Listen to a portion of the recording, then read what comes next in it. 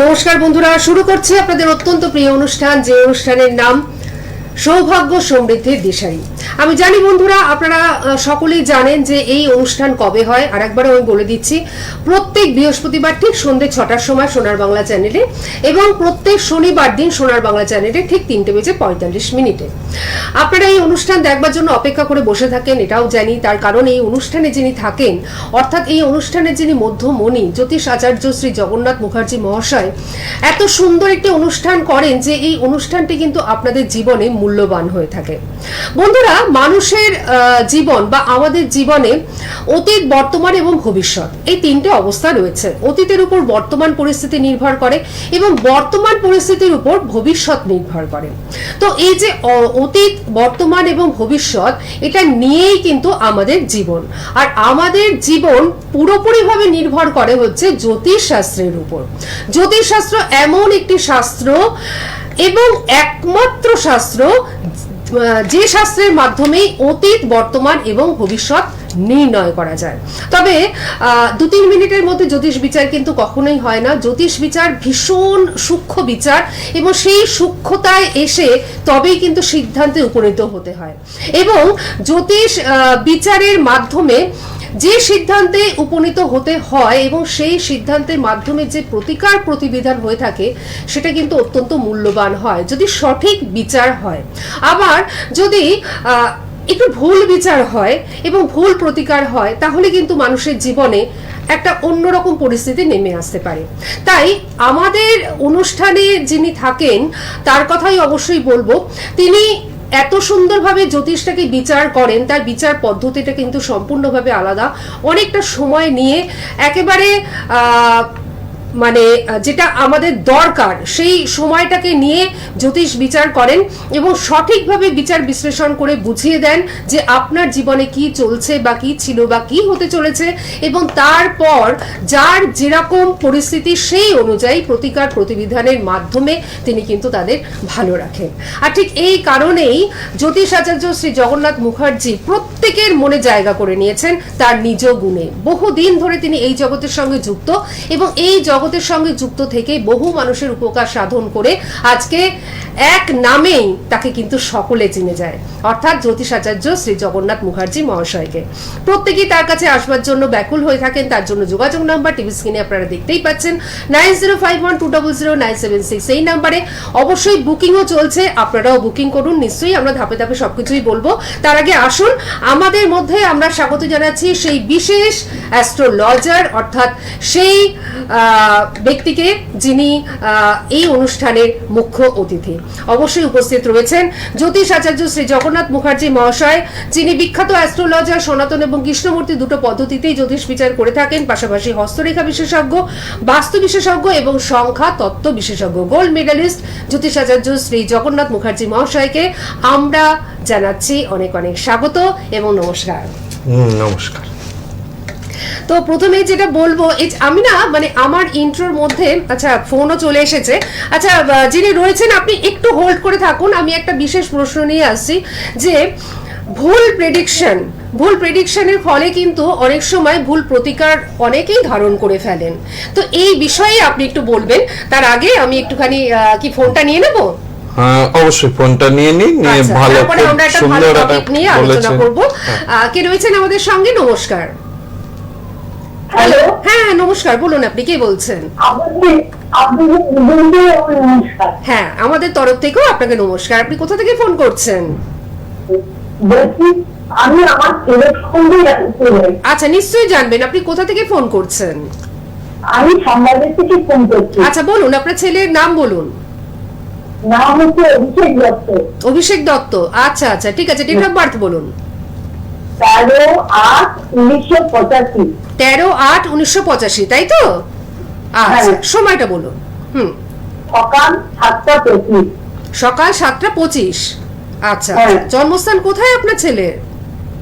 কলকাতা। কলকাতায় জন্ম। আচ্ছা, জগন্নাথ মুখার্জি মহাশয়কে কেমন লাগে, অনুষ্ঠান কেমন লাগে? আমি ওনার অনুষ্ঠান দেখেছি, আজকে তো প্রথম কলার হয়ে চলে এসেছেন, একদম প্রথম কলার। ঠিক আছে, শুনে নিন ছেলের সম্বন্ধে। আপনার ছেলের মঙ্গলবার জন্মবার ছিল, হ্যাঁ সিংহ লগ্ন, রাশি মিথুন রাশি, আদ্রা নক্ষত্রে জন্ম, কৃষ্ণপক্ষ দ্বাদশী তিথি ছিল, গণ নরগণ এবং শূদ্র বর্ণে জন্ম, এটা জানা আছে তো? এটা আমি জানি। আচ্ছা, আদ্রা নক্ষত্র তো একটু রাগী প্রকৃতির করায়, হ্যাঁ, রাগটা বেশি হয় আদ্রা নক্ষত্রে যারা জন্মায়। আর এর মাঙ্গলিক দোষটা হয়ে আছে জন্মছকে, মাঙ্গলিক দোষটা খুব বাজেভাবে হয়ে আছে। তৃতীয় শনি কেতুর একটা সাধু সর্প দোষ হয়ে আছে দেখছি। এই দোষগুলো থাকলে না, ও যে পরিমাণে যা ওর ট্যালেন্ট সেই অনুযায়ী কিন্তু রোজগার দেবে না, রোজগার করতে করতে রোজগার কমে যাওয়া, এবং সেই ক্ষেত্রে আচ্ছা আচ্ছা একটু আর্থিক অনটনের মধ্যে দিয়ে চলার যোগ দেখাচ্ছে। বিবাহিত জীবনেও ভালো দেখাচ্ছে না, মাঙ্গলিক দোষটা রয়েছে, আপনি কাটিয়েছেন কিনা জানি না, মাঙ্গলিক দোষটার কারণে বিবাহিত জীবনটাও ডিস্টার্ব করবে। হ্যাঁ, আর ওর এখন সময় তো অনেকদিন ধরেই খারাপ যাচ্ছে, কোনো কিছুই তো হচ্ছে না ভালো। আচ্ছা আচ্ছা হ্যাঁ, হ্লো, আচ্ছা এরকমই কি হচ্ছে? হ্যালো, হ্যাঁ বলুন। হ্যাঁ, মানে আমি ছেলে এমনি পিডব্লিউডিতে চাকরি করে। হ্যাঁ, হ্যাঁ, পিডব্লিউডি চাকরি করে, কিন্তু আজ আমার প্রশ্ন হচ্ছে বিয়ের জন্য। ওই মাঙ্গলিক আচ্ছা, দোষ আচ্ছা, তো রয়েছে, মাঙ্গলিক দোষ বিবাহিত আছে, আপনি জীবন তো জানেন? ভালো হবে না। আর ও চাকরি করলেও পয়সা সঞ্চয়ের ক্ষেত্রেও তো প্রবলেম দেখাচ্ছে, অতিরিক্ত খরচ হয়ে যাওয়া, হ্যাঁ, সঞ্চয়ের জায়গা ডিস্টার্ব, এগুলো রয়েছে তো। হচ্ছে না। সঞ্চয়ের জায়গাটা একটু চাকরি টালমাটাল। করুক না, তাতে অসুবিধা নেই, কিন্তু ওই বলছি, সঞ্চয়ের ওই জায়গা বিয়েটা ডিস্টার্ব। হবে কি? বিয়ে হবে তো, মাঙ্গলিক কাটিয়েছেন আপনি? না, কাটানো হয়নি আমার। তো মাঙ্গলিক কাটাননি কেন? এ তো মাঙ্গলিক না কাটালে বিয়ে হবে কি করে? অলরেডি তো অনেকটা এজ হয়ে গেল, কম বেশি কত হয়ে গেল? তো 40 হ্যাঁ, 40 হয়ে গেল তো, 40 মানে অনেকটাই বয়স। তখন মাঙ্গলিক কাটালে বিয়ে হবে? ও, ঠিক আছে, মাঙ্গলিক দোষটাকে আগে প্রতিকার করান, বিয়ের জায়গাটাই ডিস্টার্ব হয়ে আছে।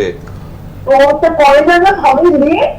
মাঙ্গলিক দোষ যত তাড়াতাড়ি কাটাবেন তত তাড়াতাড়ি হবে, যত দেরিতে কাটাবেন তত দেরিতে হবে। ও যোগ আছে কি বিয়ে? বিয়ের যোগ আছে তো, বিয়ের যোগ আছে, আর বিয়ের আপনার- যোগ আছে, মাঙ্গলিক দোষের প্রভাবে বিয়েটা হতে চাইছে না বা সময় চলে যাচ্ছে। সেক্ষেত্রে আপনি যদি মাঙ্গলিকের প্রতিকার সঠিকভাবে করান, সেক্ষেত্রে তাড়াতাড়ি বিয়েটা দিতে পারবেন, নইলে এই অযথা সময় যাচ্ছে। আর ওর এমনিও মেজাজও প্রচন্ড গরম, মানে রাগ, আচ্ছা, ভীষণ আচ্ছা। রাগ, হ্যাঁ, কথায় কথায় রিয়াক্ট করছে।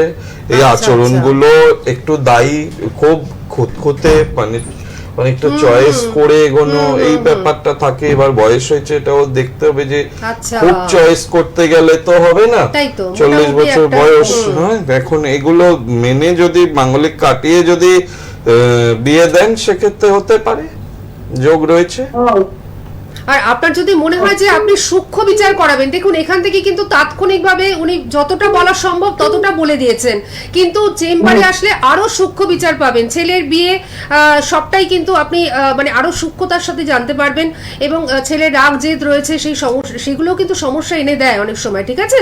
তো সেক্ষেত্রে আপনি কিন্তু বেহালা ম্যান্টনের সানরাইজ চেম্বারে যোগাযোগ করতে পারেন, ঠিক আছে?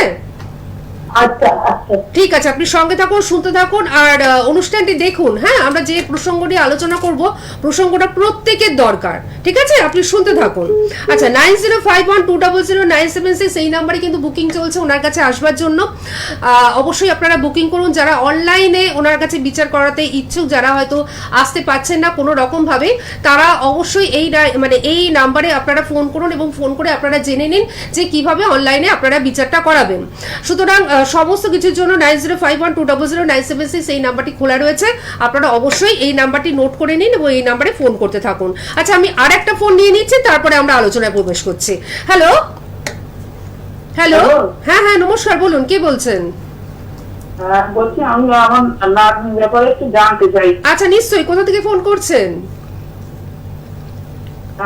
হ্যাঁ, আপনি কোথা থেকে ফোন করছেন? আমি হুগলি জেলার খানাকুল থেকে বলছি। আচ্ছা, খানাকুল থেকে বলছেন, নাতনির নাম বলুন। নাতনির নাম পাখি কুন্ডু। আচ্ছা আচ্ছা, ঠিক আছে, আপনি বলুন, ডেট অফ বার্থ বলুন। ডেট অফ বার্থ হচ্ছে ইংরেজি হচ্ছে 2010, 8ই জানুয়ারি।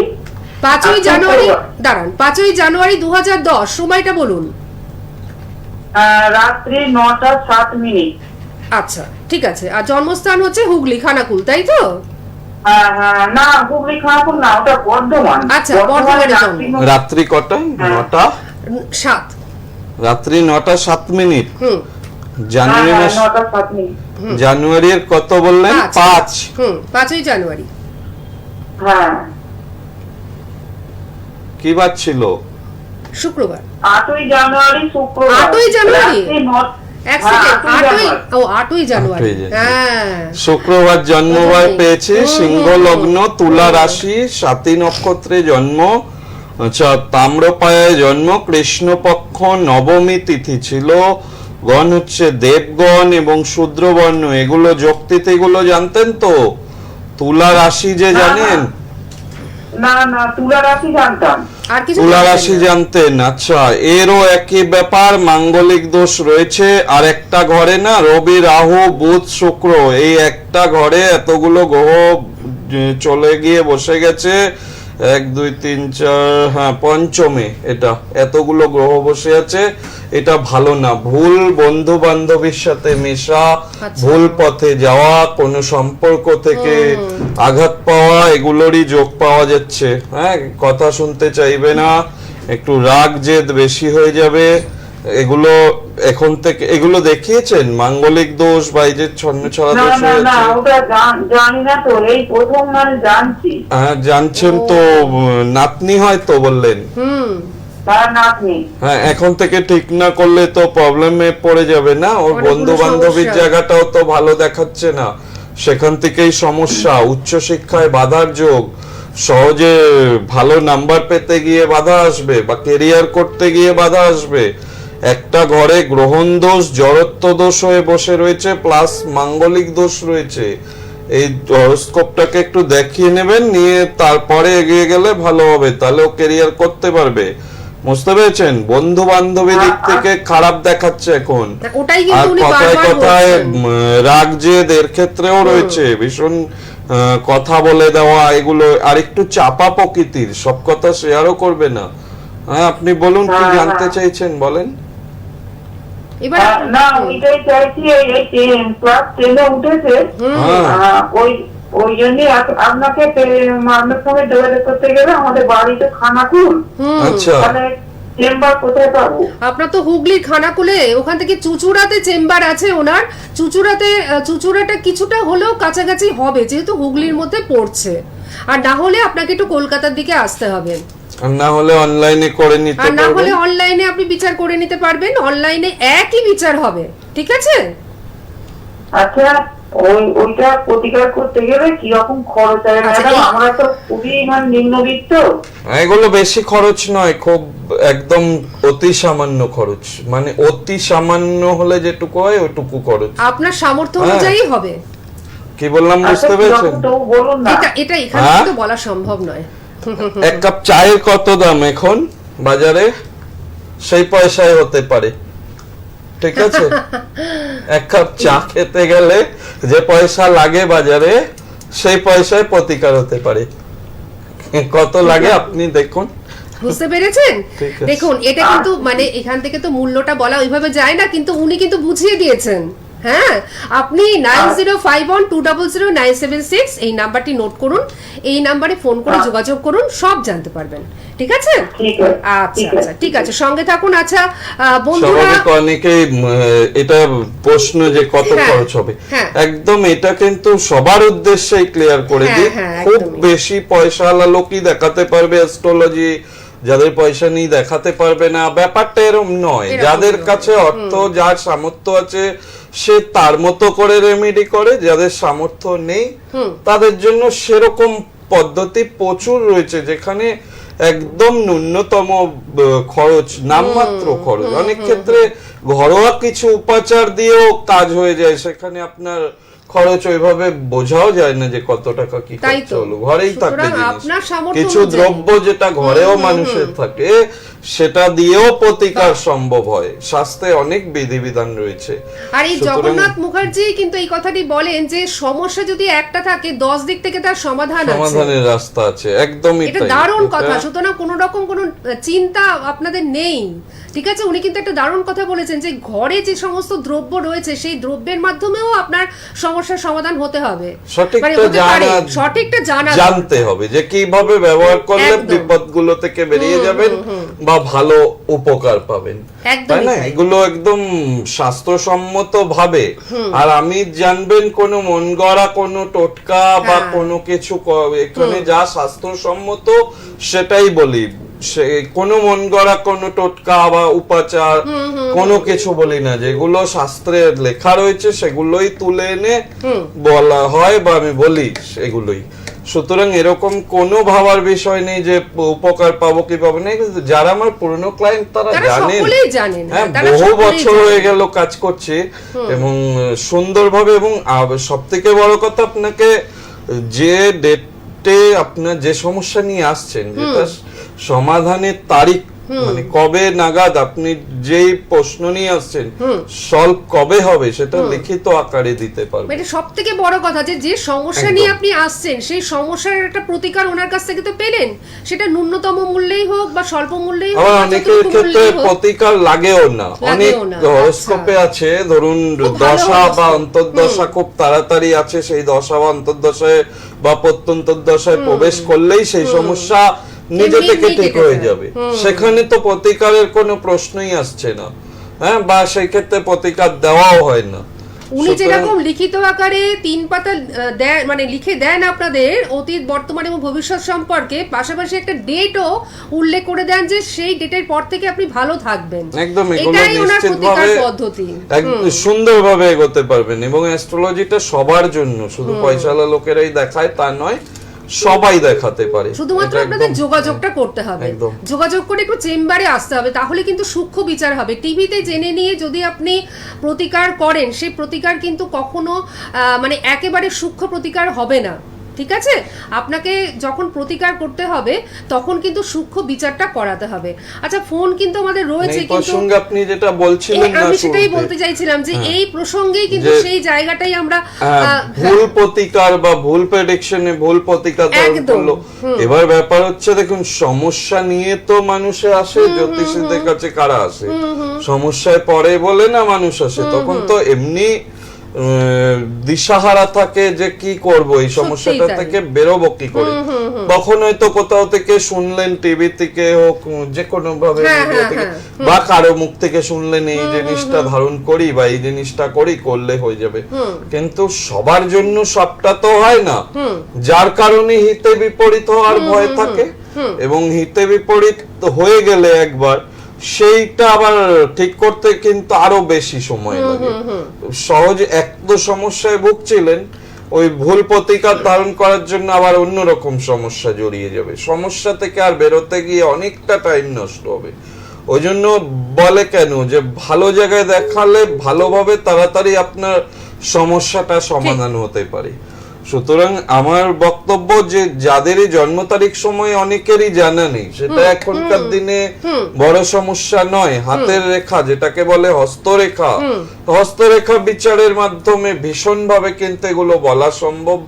এবং কোন সমস্যা কতদিনের মধ্যে সেই সমস্যা থেকে মুক্তি পাবেন, এগুলো হস্তরেখার মাধ্যমে সম্ভব।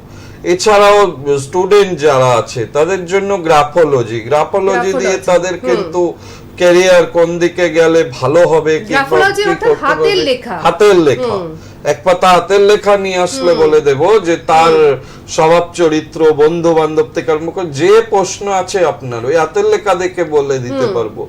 এবং শুধু বলে দেওয়া না, মৌখিক বলে দেওয়া না, আমার সবটাই লিখে দিয়ে দিতে পারবো, যেটা বলছি সেটা লিখে দিতে পারবো। সুতরাং এইটা মনে করার কারণ নেই যে শাস্ত্র মতে বিচার ওইভাবে যা কিছু শুনে চলে আসলেন, ওরকম কোনো ব্যাপার নেই। নির্দিষ্ট কোয়ালিটি কাজ, ভালো কাজ, যার জন্য দেখবেন উপকার পাবেন। একেবারেই তাই। এবং যখন এই আপনি সমস্যা থাকলে নিয়ে বসে থাকলে একা একা সলভ করতে পারবেন না, একটু হলেও ঈশ্বরের আশীর্বাদ দরকার আছে ভীষণভাবে।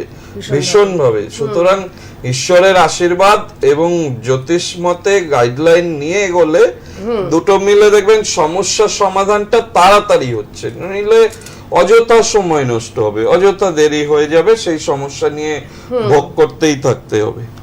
আপনি যখন একটা সমস্যায় পড়েছেন এবং মনে মনে ভাবছেন যে আমাকে একজন জ্যোতিষের কাছে যেতে হবে, তখন আপনি চুজ করুন, মাথাটা ঠান্ডা রাখুন, মাথা ঠান্ডা করে আপনি চুজ করুন যে হ্যাঁ, যে এনার কাছে গেলে আমি কিন্তু সেই সফলতাটা পাবো। অর্থাৎ যিনি আপনার সূক্ষ্ম বিচার করবেন, যিনি সুন্দর করে আপনাকে লিখে দেবেন, কোনো মৌখিক ব্যাপার নয়, একেবারে লিখে দেবেন, ডেটও উল্লেখ করে দেবেন এবং সমস্যা থেকে সুন্দরভাবে উদ্ধার করবার জন্য প্রতিকার প্রতিবিধান দেবেন একটা ভালো দিনে, এরকম একজন মানুষকে আপনাদের চুজ করতে হবে। আর আমার পাশের আসনে যিনি উপবিষ্ট রয়েছেন তিনি কিন্তু ঠিক এইভাবেই প্রতিকার প্রতিবিধান করে থাকেন। আর উনি এটাও বলেন যে দেখুন, সমস্যা যখন দিয়েছেন ভগবান, তখন কিন্তু সমস্যাগুলো কাটাবার জন্য প্রচুর ভালো ভালো যোগ তিথিও কিন্তু সৃষ্টি হয়েছে, ভগবানেরই দেওয়া। সুতরাং সেইগুলোকে কাজে লাগাতে হবে। এটাই ভুল করলে হবে না, যে সমস্যা যখনই দিচ্ছে জানবেন আপনার সামনে অনেকগুলো আরো 10টা রাস্তা খোলা সমাধানের। এটাই তো বুদ্ধি করে সমাধানের রাস্তাগুলোকে অ্যাকসেপ্ট করে এগিয়ে যাওয়াটাই তো কাজ হয়। হ্যাঁ, আর সেই জন্য কি করতে হবে, খুব মাথা ঠান্ডা করে যেখানে ভালো লাগবে অ্যাস্ট্রোলজি সাবজেক্ট আপনারা যারা দেখেন টিভি অনুষ্ঠানে বা ইউটিউবে, সময় নষ্ট করে তো দেখেন, মূল্যবান সময় নষ্ট করে দেখেন। সুতরাং সেখানে খুব ভালো করে বিবেচনা করে যাকে ভালো লাগবে, যেহেতু শাস্ত্রটাকে মানেন বলেই তো দেখেন, নিশ্চয়ই, সুতরাং তাকেই দেখিয়ে নিন না, নিয়ে অ্যাটলিস্ট বুঝতে পারবেন যে এই শাস্ত্রটা কত গভীর, কত সুন্দর একটা সাবজেক্ট, এটা কতটা সুন্দরভাবে সমস্যা যেমন বলতে পারে, তেমন তার প্রতিকার প্রতিবিধান করে সমস্যা থেকে বার করেও আনতে পারে এই সাবজেক্ট। জ্যোতিষশাস্ত্র একদম দারুণ একটা শাস্ত্র, যেটা না দেখালে বা না আপনারা আসলে বুঝতে পারবেন না। তো সেটা আমি কখনোই বলি না যে আমার কাছেই আসুন, এরকম কোনো ব্যাপার নেই। আপনার কাছাকাছি যদি ভালো কাজ জানা অ্যাস্ট্রোলজার থাকে প্রকৃত, সেখানে আপনি যান না, বিচার করিয়ে নিন একবার। সঠিক বা প্রকৃত বিচারটা কিন্তু করতে হবে। প্রকৃত বিচার যদি হয় তাহলে আপনার সমস্যাও সমাধান হবে। একদম এরকম হয় না যে আপনি বিচার করলেন, প্রতিকার করলেন, অথচ উপকার হচ্ছে না। জ্যোতিষ শাস্ত্রে সেরকম হয় না, সঠিক বিচারের উপরে কিন্তু নির্ভর করে। একেবারেই তাই। মুহূর্ত হোরারই আমাদের যে গণনা, যে কেমন যেতে চলেছে, আজকে কেমন যাবে, আগামী বা ভবিষ্যৎ, সবটাই কিন্তু মুহূর্ত হোরারই গণনা করে বলা সম্ভব হয়। ভীষণ একটা অথেন্টিক বলতে পারি সাবজেক্ট, যেটাকে কিন্তু কাজে লাগালে ভীষণ বহু কিছু আছে, শুধু মুহূর্তেরই বলে নয়। যেমন ধরুন, যার date of birth, time of birth accurate আছে, কৃষ্ণমূর্তি পদ্ধতি সবথেকে বেস্ট একটা পদ্ধতি, কৃষ্ণমূর্তি পদ্ধতি। আর আপনি তো দুটো পদ্ধতিই অবলম্বন করেন, সনাতন পদ্ধতি এবং কৃষ্ণমূর্তি পদ্ধতি, দুটো পদ্ধতি অত্যন্ত ভালো। এবং কৃষ্ণমূর্তি আরো অ্যাকুরেট, ভীষণ ভাবে সুন্দর একটা প্রেডিকশন করা, যে সমস্যা আপনি ফেস করছেন একদম এক্সাক্ট। ওই জন্য আমি বলি না, লিখে দিতে পারবো, ওই এক্সাক্ট ডেট দিয়ে বলা যায় টাইম অফ ইভেন্ট, কখন সে ঘটনাটা ঘটবে, এটা কিন্তু সম্ভব। আমাদের কৃষ্ণমূর্তি পদ্ধতিতে কিন্তু এগুলো রয়েছে। সুতরাং এটা মনে করার কোনো কারণ নেই যে আমার জন্ম তারিখ সময় হারিয়ে গেছে বলে দেখাতে পারবো না, বা জানা নেই বলে দেখাতে পারবো না, এরকম নয়। শাস্ত্রে অনেক বিধিবিধান রয়েছে। যদি মনে করেন শাস্ত্রটাকে কাজে লাগাবো, জ্যোতিষশাস্ত্র ঈশ্বরের আশীর্বাদ নিয়ে আপনারা যদি চলতে পারেন, সমস্যাগুলো থেকে দ্রুত মুক্তি আসবে। আচ্ছা, আমি ছোট্ট করে কিন্তু একটুখানি বলে দেব যে কোথায় কোথায় ওনাকে পাচ্ছেন। সময় আমাদের একদম শেষ হয়ে গেছে। আমি একটু আপনাকে থামাই। 19 মার্চ দুর্গাপুরে চেম্বার, এটা কিন্তু আমাদের উল্লেখ করে দিতেই হবে। 19 মার্চ বৃহস্পতিবার দুর্গাপুরে এবং 26 মার্চ বৃহস্পতিবার হচ্ছে বহরমপুর চেম্বার। আর 9051200976 নিশ্চয়ই আপনারা সকলে নোট করে নিয়েছেন। এই নম্বরে ফোন করলে ওনাকে কোথায়, কবে, কখন পাচ্ছেন সমস্তটা জেনে যেতে পারবেন। আর আমি তো বলেই দিয়েছি, অনলাইনের বন্ধুরাও আপনারা অবশ্যই যোগাযোগ করবেন।